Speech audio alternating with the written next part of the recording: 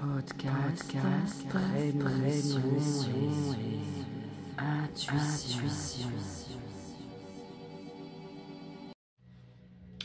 Bonjour à tous dans ce nouveau podcast Intuition Frisson, avec les affaires non élucidées de ces dernières années. L'affaire du pont de Ligonnès est l'un des faits divers les plus marquants en France. Je rappelle juste l'histoire. En avril 2011, la famille Dupont de Ligonnès, de son prénom Xavier, son épouse Agnès et leurs 4 enfants, disparaît à Nantes. Quelques jours plus tard, les corps d'Agnès et des enfants sont retrouvés enterrés sous la terrasse de leur maison, tués par balle. Xavier, le père, devient le principal suspect, mais il reste introuvable à ce jour. Il est aperçu pour la dernière fois sur des images de vidéosurveillance dans le sud de la France avant de disparaître. Et en plus, il s'est retrouvé à Mandelieu dans ma ville, figurez-vous. Depuis, il est recherché et de nombreuses théories circulent sur son sort. On va en parler dans cette vidéo avec ce que je pense, sachant que j'ai déjà fait une médiumnité sur ma première chaîne où j'ai décrit où il se trouvait. Est-ce qu'il s'est SUICIDER? Je ne peux pas dire certains mots sur YouTube. Est-ce qu'il a fui à l'étranger? Est-ce qu'il a une vie cachée sous une fausse identité? Qu'en pensez-vous?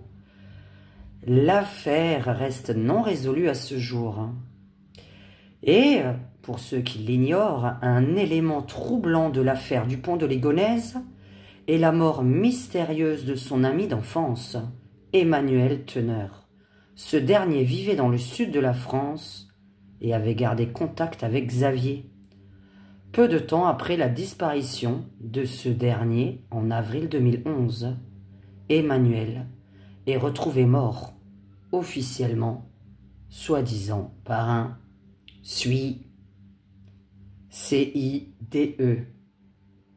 Certains y voient une simple coïncidence, mais d'autres comme moi, évidemment, pensent que Xavier aurait pu chercher refuge chez lui avant de disparaître.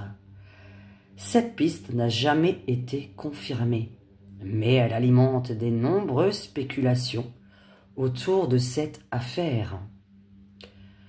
Et donc, ma prémonition, écoutez bien ce que vous allez entendre, qui pourrait être beaucoup plus proche de la réalité qu'on ne l'imagine.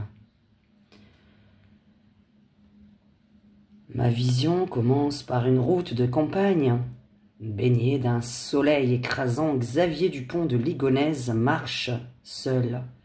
Il a laissé sa voiture derrière lui, loin des regards. Après un dernier passage dans une ville où il a retiré de l'argent en liquide, il sait que sa disparition doit être parfaite. Il a passé des mois à planifier son départ, bien avant l'assassinat de sa famille. Ce n'est pas une fuite précipitée, c'est une mise en scène.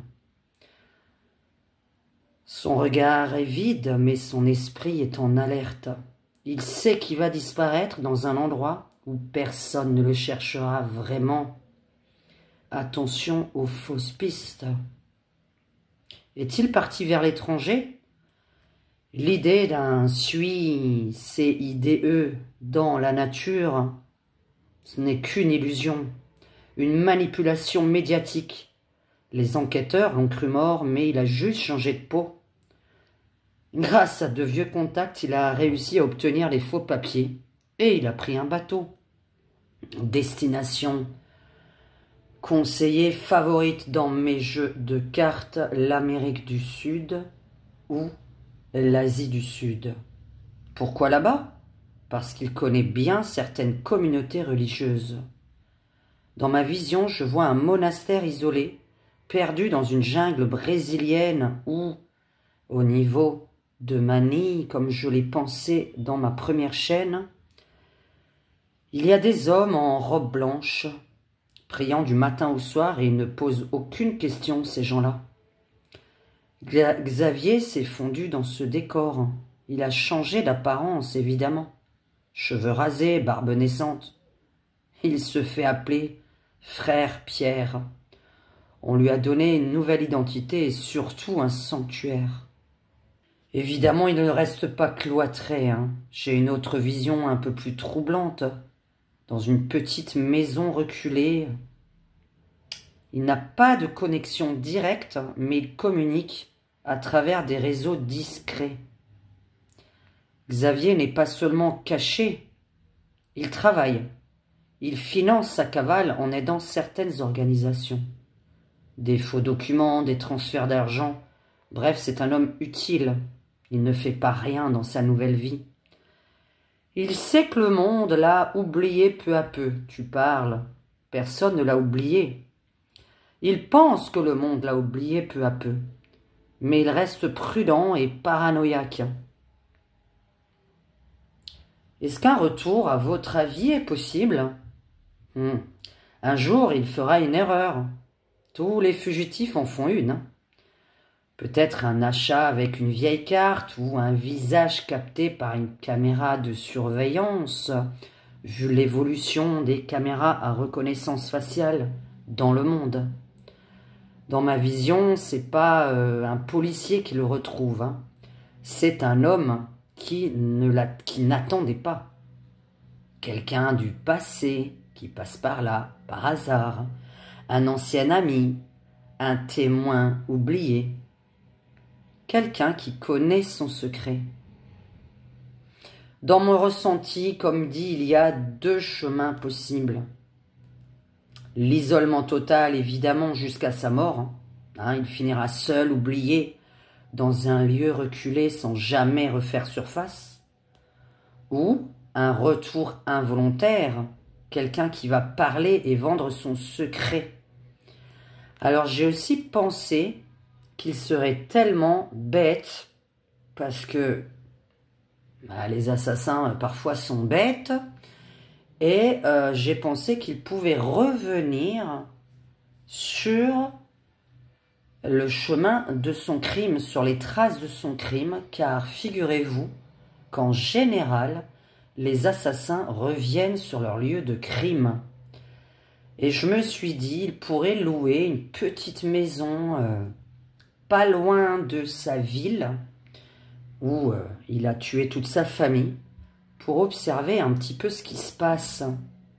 Alors évidemment, avec ses lettres, il a envoyé sur de fausses pistes. Hein. On va pas quand même croire un assassin. Donc il dit qu'il est aux États-Unis, qu'il travaille pour je ne sais plus qui, ce qu'il avait dit, la CIA, le FBI. De toute façon, quand on travaille pour ce genre de société, on ne dit rien. Et en général, je te mène dans un endroit alors que je suis dans un autre endroit. Et si cette affaire n'était pas un simple fait divers, mais une pièce de puzzle, aujourd'hui, il est peut-être plus proche que nous l'imaginons. La seule chose dont je suis certaine, c'est que la vérité finira par nous éclater. Et vous, qu'en pensez-vous? Est-ce qu'il est mort? Est-ce qu'il est vivant? Est-ce qu'il nous observe? Avec des faux papiers, un faux visage, une fausse identité, quelques coins discrets, des maisons abandonnées ou des maisons qui sont au fin fond de la campagne, on ne le connaît pas vraiment.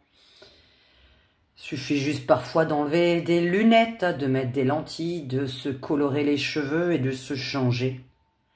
Et vous pouvez vous balader tranquille. En tout cas, cet homme, pour ma part, est en vie.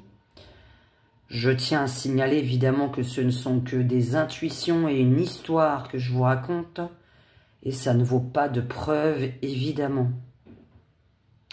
Donc pour ma part, sur ma première chaîne, j'ai sorti une ville d'Asie du Sud.